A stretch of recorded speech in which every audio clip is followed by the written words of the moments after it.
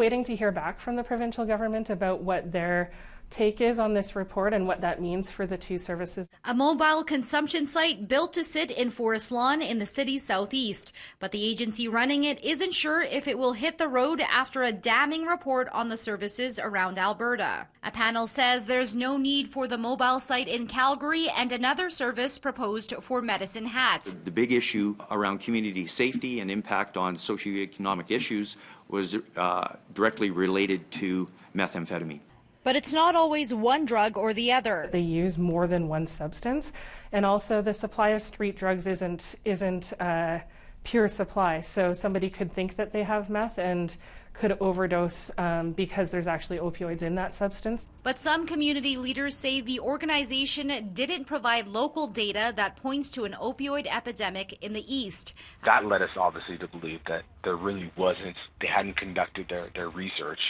And it was more of perhaps they just wanted to just have it in the area because they felt that it would be easier to get it into East Calgary, because East Calgary has always been kind of a dumping ground for the most part for these sort of initiatives.